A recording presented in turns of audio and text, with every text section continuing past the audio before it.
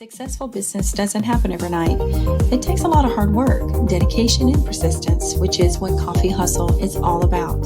So there's no quick fixes here. It's just candid conversations featuring other successful business owners. Hi, I'm Carla Stiles, and I'm with John Coffee and Hustle podcast. And I've always wanted to share stories and candid conversations with those that have very successful businesses and those that are in our community leadership with that are impactful stories that we can share those journeys that we're doing today. And having you, Dr. Pat Sims, who is the president of Drake State Community and Technical College here in Huntsville, to share her success and maybe share a little bit of the journey that from where she started today. I just want to share her excellence and leadership and knowledge that is what you see today for us. So welcome to our podcast today. Thank you. I'm excited to be here, Carla. This is going to be fun. Listen, it is an absolute honor to be somewhere around someone that is really especially spectacular as you are. I met you through the WDC Foundation. Mm-hmm. And one of our favorites. Yes, absolutely. Mm-hmm. It's a great program. And I have to say that when I meet you and I come to these events, I think you're just a radiant of sunshine. And every time I come up to you, you're always welcoming, you're approachable. And I just want to talk about that program. Why did you get involved in it, and why it was so important for you to be part of the WDC Foundation at that point? So I'm so excited. First, thank you again for having me on Coffee and Hustle. Yay, I'm excited to be here. But WDC, and the thing is, the WDC Foundation and the organization, but the foundation is such a great organization that any woman who commits her time, I know that those are my people already, because that means that they're committed to empowering young women. And that's what made that organization so special. I've seen the impact that it has on the lives of the young women that we work with, the mentoring, the professional development, guidance and counseling, the financial support. And so it's just such a worthwhile cause. And it's all about giving back, paying it forward, climbing and lifting. And so that's what we have to do for our young people. And so it was an honor for me to serve. And I loved it so much. I served 2 terms on the board. So while I've recently stepped down. Right. But I'll still be a staunch supporter. I am a cheerleader for WDC Foundation. Well, I had to say that, I think the December event that they hosted for the mentors and scholars, I think it was one of the best ones that I've seen so far. To be honest with you, there was almost like this real coming together moment where you actually can start seeing those friendships being created. Because when you go into a program and you don't know anybody, right? You're just like, where do I start? How to, and I think the leadership that the board gives and, all of the people, including the mentors, are such a great impact for that entire foundation. And so you can see those changes from the time the newbies come in, right, to the time that they leave. There's this huge transformation. This whole maturation process. Right. And a lot of that I attribute to Jennifer. Her leadership, her creating meaningful, intentional opportunities for the mentors to connect, the mentors and mentees to connect to each other, and just among the group, the board. she really pours her heart into that. And it's such a worthwhile organization. So those of you who are not familiar with the EDC Foundation, please visit the website and look at the great work that we do across our community. And we invite you to join us in that effort. Yeah, and I think it's just an impactful plea, because I don't know about you, but back in my day when I was growing up, if we look at inspiration and people we look toward to help us through the things and guide us, I think there was a lack of that back in those days. Yes. I think it was very far in between where you see the perfect family. Absolutely. And so you're from Mississippi, right? So Yes. give us a little bit of your home life back in the Mississippi, because I'm from LA. Yes, that for counts. those who don't know, that's Lower Alabama. So we were practically neighbors, being from Mississippi, Lower Alabama. So Canton, Mississippi was a very small rural town. The interesting thing is that when I go home now, Nissan moved in, and much like Hyundai, any large automotive manufacturing facility moving in, it has transformed that small community. But when I was there, it was just that family of 5, and I lived in my little family bubble. And so my brothers and we grew up, and I didn't know I was poor. Yeah. Because I lived in my bubble. We went to church together. We went to school together. It was the same people. Yeah. And so when I'm sometimes embarrassed to say this because it shows how shifted I was. But when I went off to college, Was it eye-opening for you? it was, and the vast You were exposed difference, to a lot of things? a lot of things that I had not seen, and so, but they were good. I mean, it was good, and it was good for me. Yeah. Because the good thing is that even though I was in a small family, I had a solid foundation, very spiritual upbringing, and great work. My mom worked us really hard, so I had a great work ethic, and so no matter what happens, those core values still ground you. And I think, and so I'm very fortunate in that way. So do you feel like that in some ways or another is so important we have those support systems at a very early age? Absolutely. And so the thing is, I was surrounded by, my mom was the oldest of 14, so I was surrounded by like aunts and uncles and cousins. So it wasn't the mentor of what WDC offers, but another form of that in the form of family. And so, because it's just like family, it didn't always look the same, right? And so I was very fortunate in that regard. And so fast forward now, I see a lot of tenets of that growing out of the WDC organization and the relationship with the mentors and mentees and getting connected and them being supported and encouraged on, and just having a cheerleader. Yeah, I think it's important that we get involved. And, absolutely. You know, and when we go back to at an early age, you know,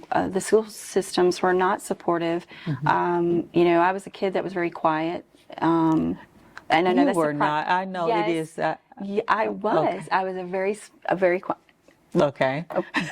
Okay. I was a very quiet child. Okay. I think I've actually discovered, you know, after so many years, you start to really like, okay, it takes 1 or 2% to really believe in you, and when you recognize that, you're like, okay, it's okay to be me, and I think that's important. On your voice, yes, it's like, you know, I like to be authentic, and but when I was growing up at a very young age, it was if I could tell you my story, I think that people would be a little surprised because, you know, for me, I was in slow classes, I didn't read well, I didn't love school until I got into where I felt comfortable, and so as I enjoyed school, I started getting more involved, and so growing up, I always had some dream. I didn't know what it was. I knew that I wanted more. But I am the only girl in my family that has a college education. Wow. And so when you meet other people that along the way, and I think it's so important to tell our story,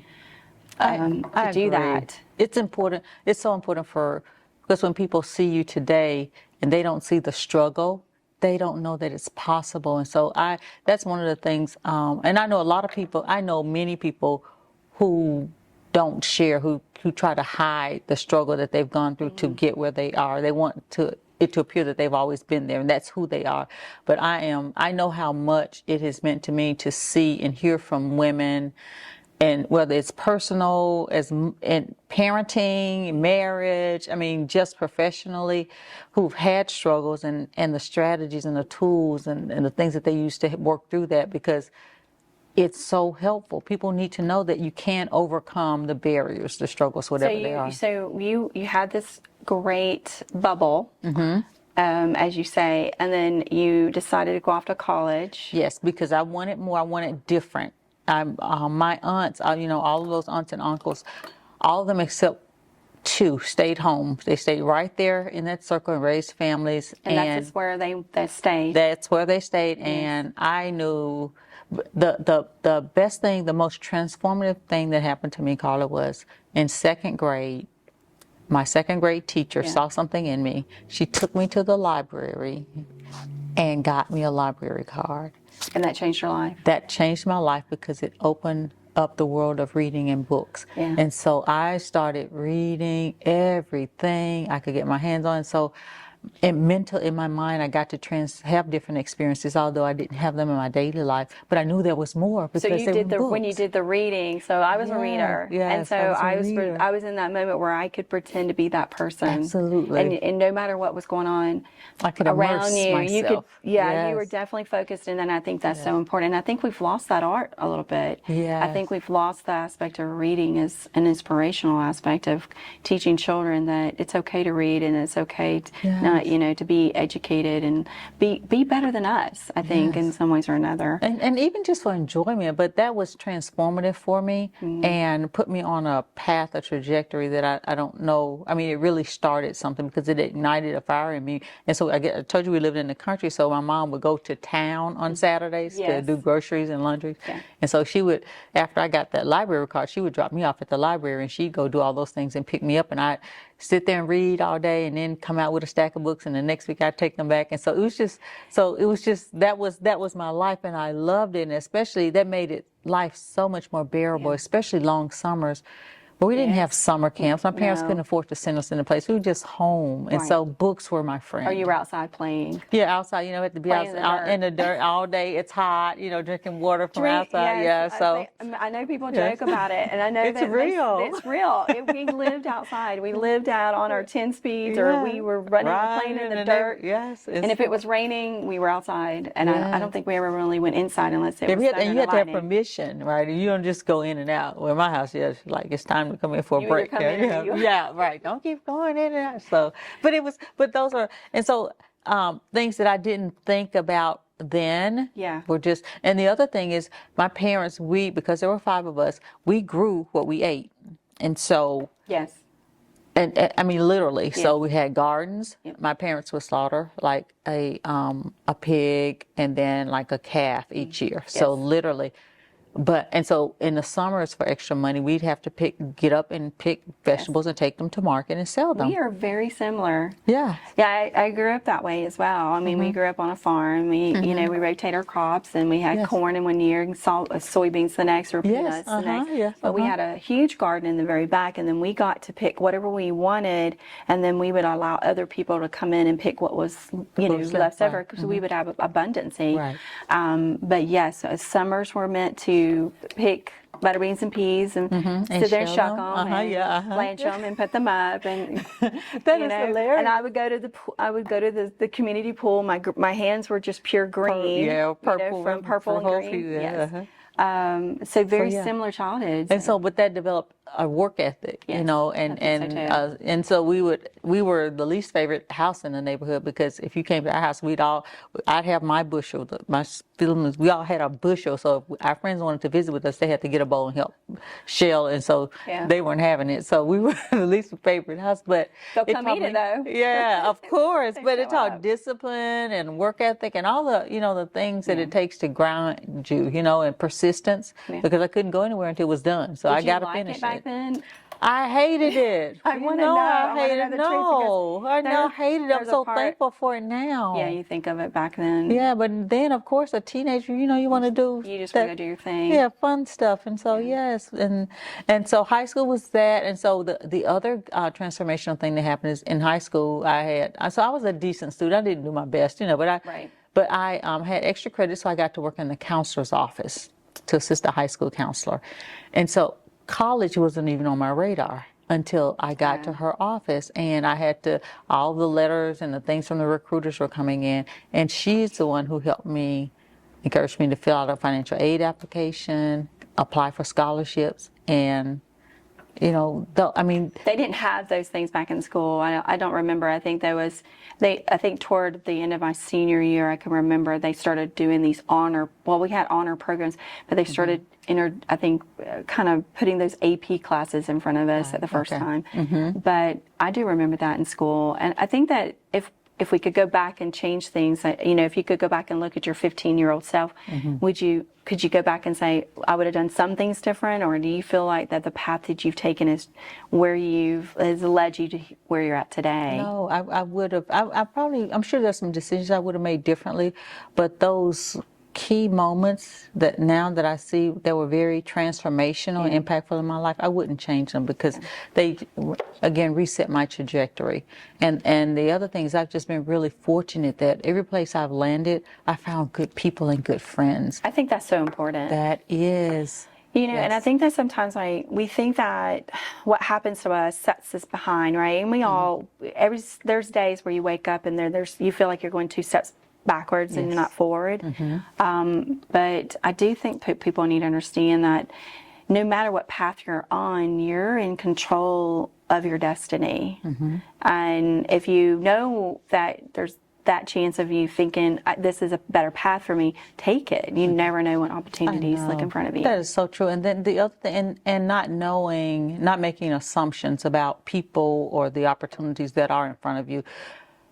The value and the wisdom that each person that you encounter has something to offer, you know, that you can learn from. And so I think that's really, really important. And I tell students all the time, I tell my daughter, the windows of opportunities, they open and close very quickly. So when it opens, you be ready to jump. You just dive in, right? Because no matter what it is, because you may not get that opportunity and you just don't ever know where you end up. It's just amazing the way things can come together for you. So you go to college. Has education always been a part of your life? No, so that's being in education was the thing that I did not want to do. What was it that you wanted to do? I wanted to be a research science, something in the medical. So my undergraduate degree is in biology, and master's degree is in biology with education, because I knew I was on a research track. Didn't know quite where, but I wanted to do that. I loved being in the lab.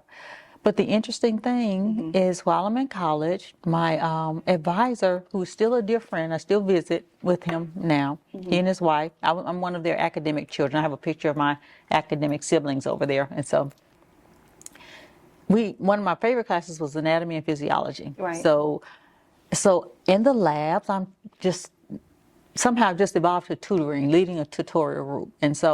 And my advisor comes in the lab, several times he just sit, you know, I'm not thinking he's paying attention. We're doing our thing, getting ready for the test. And after he said, Petriotta, have you thought about education? You do a good job with that. And I was like, I am not going to be a teacher, you know, because I feel like that was the traditional path. So I want to do something off the beaten path. And so I go on, and then I'm getting close to graduation, and I love history. And I had the best history professor at West Alabama. Your life? Yeah, because he was like, you should think of graduate school. I didn't even know what graduate school was. I do. I know, and who thinks about that? He said, have you thought I'm just about lucky to be in class. I know, right, to be here. And you should think about education.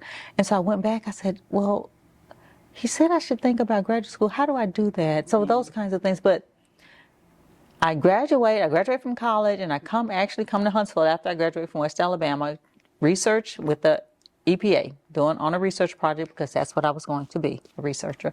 And then it got time to go to start classes in the fall. I did that for a summer, and I decided to stay at Alabama A&M, and I met my husband. And when I met him, I knew I wanted to get married. And so I didn't want to research so much anymore. I wanted to, you know, and the state needed science teachers, and so it just worked out that I got to stay here. Just one thing led to another thing. It was like that domino effect. Yeah, and so things just and here you are. Place. And here I am. And so the crazy thing is, so I get hired. So my career has always been in Huntsville. So I started my career at Huntsville City Schools. Right. And have you ever been to Campus 805 to the hatchet throwing? Oh, yeah. Well, you've been in my classroom. That was my first classroom at Stone Middle School. We need to talk about how hot it gets in there.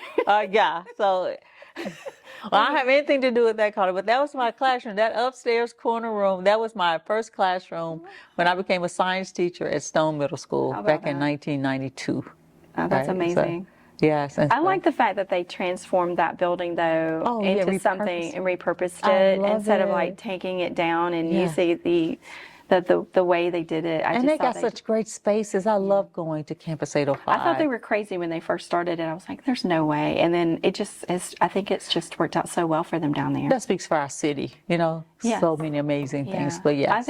I love the fact that they've taken things and like even Low Mill and turn them into something that's fascinating and that we're embracing the arts. Oh, yes. The way we should, because I think it's so important to have that as as we, as our children grow up, sharing arts and music, I think, is so vital for, I think, or even part of our education. Oh, absolutely. And you talk about reading books. I don't know about you, but I used to read my encyclopedias, a lot. And so that's how I identified outside the world. Really? Right. And so, because we didn't have internet back then. So how did, of course we had the PBS show where. We had like 3 channels. Yeah, I think it was Jacques Cousteau that changed my life. Wow. I wanted to go into oceanography. And interesting. See, you were a science person too. I loved it. I just, I wanted to follow whales around, and that was the thing. And then, so when I went into, I think it was South Alabama, I was going to go to school there, and I sent them a note saying, this is my passion, this is my dream, and because I wanted to be part of Greenpeace at the time, and so I wanted to save life. I guess that's my passion, and so.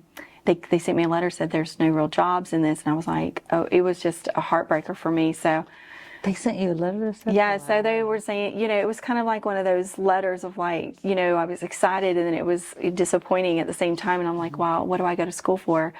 And then I had a lady by the name of Miss Axtell who came to our school, and we were the first computer class, and all these big monitors, and I learned how to program in BASIC. I learned how to pay, and I was just intrigued. I'm like, you can do this kind of stuff. And so I love the creativity because I was always in art and I was always in dance. And then you were able to apply that to program. Yeah, I programmed. Cool. That's how I started out as a programmer. So I think it's certain people in our lives like that. I had a dance teacher, Miss Lindsay Hall, that was a huge inspiration when I was younger. And she was just one of those that said always, can't, never could, never would. And I was like, well, and it has stuck with me all my life. So if I can't do something, well, how am I going to know if it didn't work? And so I think those learning lessons as we grow older, People are planted in our life. Yes, but I like the fact that you say this thing that when you look at people, you don't really know their story. You don't know their story. The journey is the beginning, right? So you get involved and you're just, okay, so I'm going to put this out here, and I think I mentioned it to you before, is that I know you from what we do. Well, when we set up this podcast and I get your bio, it was so incredible. Do you kind of reflect back and going, how do you get involved in all these things? Because you're involved in the community. Here you are, the president. How do the word, I think, pathways really stuck. That was written in your bio, and the pathways, I think, is really one of those valuable words that I think that really stuck with me when I was reading it. And I think that you're trying to really put all that you're doing into this community. How did you get involved in community? How did you get involved in your community like this? So growing up, my mom, the 5 of us, community service has always been a part of my life. So my dad had a truck, and we would have to get in the back of the truck on Saturday evenings or Sunday afternoons, and we would go around to all of the elderly people in our community, and we have to clean up their houses and pick up their yards and do all the things, wash their dishes. And so this is something that he wanted y'all to do? My mom. Your mom? My mom had us to do that. So I've always had to give back to my community. It's just, it was what we did. That's incredible. Yeah, and so that has always stuck with me. So whatever organization I'm in, I want to be, it's not just a member, I have to be engaged in it, because that was the expectation. You want to be a representation and not be an outside representation. Yeah, well, it's one thing to just hold a seat, but if I'm going to, especially, and I felt that in the past, but now, because time is so limited, the things that I sign up to do, if I can't add value and really participate and engage and see that it's helping people, then I don't want to do it. A lot of people, there are people who want to build resumes, but I am genuine. I love the organizations that I support. I can definitely, listen, when I say that you're genuine, sometimes you go to certain things and you go to certain events and you meet certain people. There's a magnet for certain, and I think that somehow, I don't know how we ended up, we're always like just. Yes, it's your great energy. Oh. Yes, it's yes. Well, I think it has to be a combination of both, and I sometimes when we're crossing paths, we want to connect with those people. So it was really an honor when I was actually teasing you. I was like, let's do a podcast together. I know, right? And you were like, yes. And I'm like, oh my gosh, you're serious? I mean, yeah, I mean, that's fun because I admire you've done such good work, and another part of WDC Foundation, and the recognition that it's currently enjoying in our community is the work that you've done to elevate it. And so I admire. I mean, it's amazing, and so you. absolutely, this is an honor for me. Well, I think that in some ways or another, I think that I've always been the one hiding behind the scenes, doing my thing. I'm not. For me, it's not about the glamour and the glitz and being in front of every single photo. I like to work hard, and that's just been my method for years. And so, I didn't really believe in myself for, when I first started my business, it was kind of by accident, and it was just like you said, that small window of opportunity doesn't stay open very long. And so you have to capture those opportunities. And I think that's the one thing that I really want people to understand is that you don't have to feel stuck. And putting yourself around those people that really understand you is so important. And so your circle is going to get smaller and smaller and smaller, but it's really important on who's in that circle. Absolutely. So out of all of the community services, and I'm not trying to say that you have to pick one. Okay. All right. Okay. But which of those really mean, like, to you, like, what is the one that really sticks out to you that's passionate? Do you feel like all of them are? I do. I get different. I mean, there are different parts of me that I think are interesting is tied to both of them. So I love our city. So being a part of Downtown Huntsville Inc. is amazing. Yeah. Because one of the things that it's a goal of me to many of my students they don't enjoy and appreciate downtown. So it's been great to be able to find ways to connect them so that they can enjoy their city and know all the great opportunities, right? So Huntsville Hospital Foundation, I love the work that. Is that the one that you just joined on? Yes. Yes. Recently. And so that was an honor. And, we're doing they are a great partner for the college and have worked with us to build an alternative pathways program for our LPN students who want careers in nursing, who may not have been able to enter the program the traditional way through with standardized test scores and all that. Yeah. So that level of engagement, to be able to provide that opportunity for a segment of our community who otherwise would not be able to advance their careers. I mean, to be able to support that work. I think that word pathways, again, is so important because I think that's so part of who you are, because the opportunities that you're creating with, Drake State and then all the students.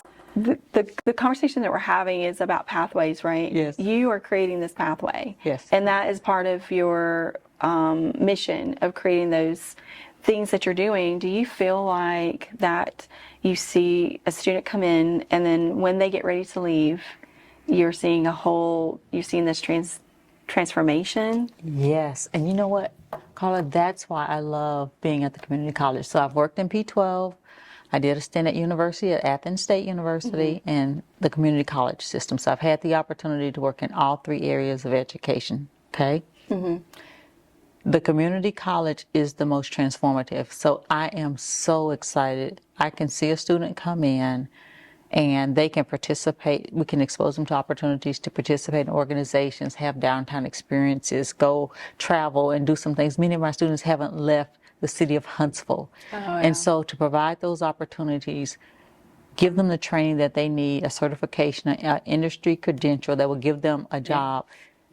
And to see the confidence that student leaves this institution with is so rewarding to me personally. And so I almost feel guilty some days because I'm excited. It excites me, and they're not really realizing what's happening to them. No, they do. Many of them do. Our more mature students, because we have our average age is 28, so we serve a lot of non-traditional students who life has happened. They may not have had an opportunity to go to school for whatever reason. They're at a point now where they want to do this. They recognize the importance of training. And they're ready, right? And so that's an instant transformation for not only that student, but their family, which that carries over into our school system, our community, our churches. I mean, their ripple effect is absolutely Yeah. amazing. And so that's the investment, that's the return. And I don't know if you can really measure that return on investment, right? And so, but it is so exciting, it's so rewarding for me, and that's what I live for every day. Well, I think you're, Yes. I think you're the inspiration that I think a lot of people should look up to, because it takes a lot. At some point in time, you're like, I've worked really hard, I've gotten where I'm at. Do you ever feel like, what does downtime look like for you? Like, what do you like doing? So actually, okay, so we were talking about reading, and I have to admit, Carla, with the pace of my life, I have transitioned to Audible. And I so forgive you.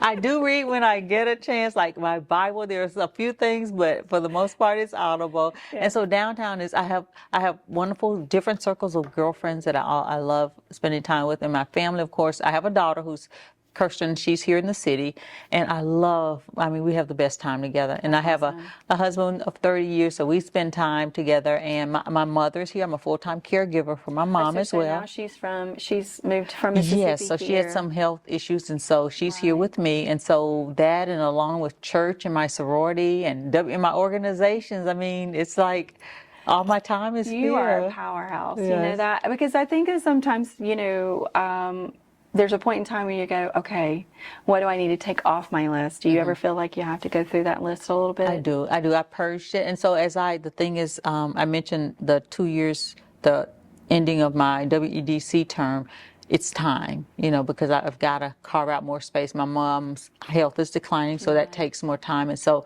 life paces itself in a way that makes sense. And so as I'm rotating off, I'm just trying to be, and that's why it's so important that I choose opportunities that I can really engage in, because now I really have to make sure it fits with the life of the college, because you can see we're renovating and trying to grow, and so it has to that requires more from me. And I look around your office and I'm just stunned. You have such a successful style about yourself, and then you have this aspect of just continuing to add more. And then, but I think self-reflection is important, and I think you know how to do that. A lot of people don't. Oh yeah, I have to check out, and I spend a lot of time alone. I mean, recently I had a day. I just have a day to and I journal. Journal is very... That's important. Oh yeah, and reflect. And I just enjoy looking back a year, and I've been here for looking back on the time, and that encourages me, because things are, and I feel like we're making progress. So, do you have a plan of action, and what does your future look like right now? Or are you're kind of rolling the dice to see where it takes you? So right now, my main focus is to improve and upgrade this campus, right? And so that's taken a lot, because I need community support, and so we're trying to make sure that we're doing the things that we need to do to earn the confidence of the community. So that's important. And then trying to really right now spending as much time with my mom as I can, because that's so important. Yes, she sounds like, to me, one of those people that honestly gave you this spark that's inside you now, and so you want to continue fulfilling that, right? I have to, right? I think that's important. And I want to make sure, and so after that, we'll see what happens. I mean, I'm enjoying what I'm doing. You should. You are amazing. Yes, you're so kind. Literally amazing. I was flattered and honored to see someone that, you work so hard.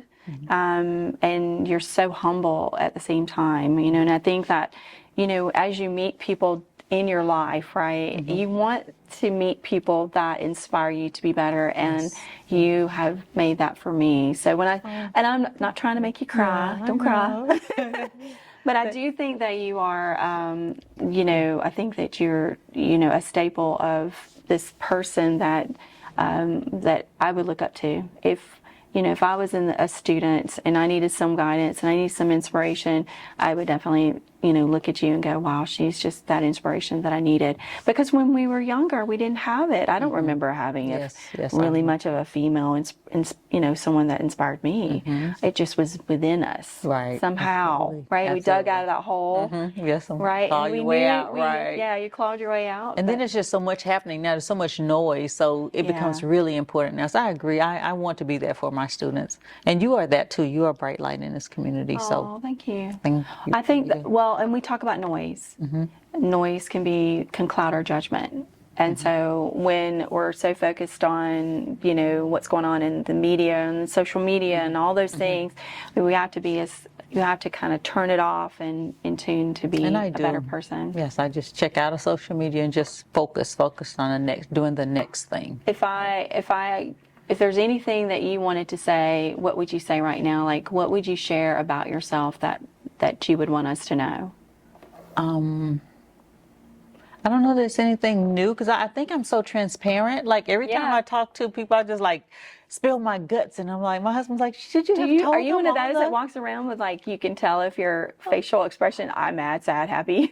No, I don't. I try to be consistent, because I think that's and balanced, all the time. But it's just that telling the story, I don't feel the need to try to pretend that life has been a bed of roses. It has not. There have been struggles, but the good thing is that, I still feel so fortunate and so blessed to be here, to be in this community. Yeah.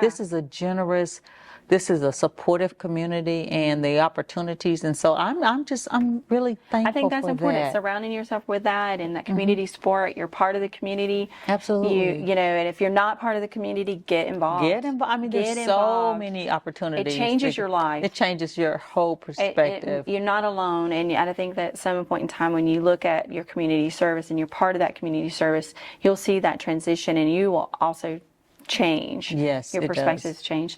So thank you for coming on my Coffee and Hustle podcast. Thank you for having me, Carla. This has been so much fun. Okay, I love it. Thank you for inviting me. I really enjoy you. I enjoy your personality. I enjoy being around you. And so thank you for, hopefully maybe we could do another one soon. Okay, I love that. Okay. Thank you. All right. Thank you. Bye now. Successful business doesn't happen overnight. It takes a lot of hard work, dedication, and persistence, which is what Coffee Hustle is all about. So there's no quick fixes here, it's just candid conversations featuring other successful business owners.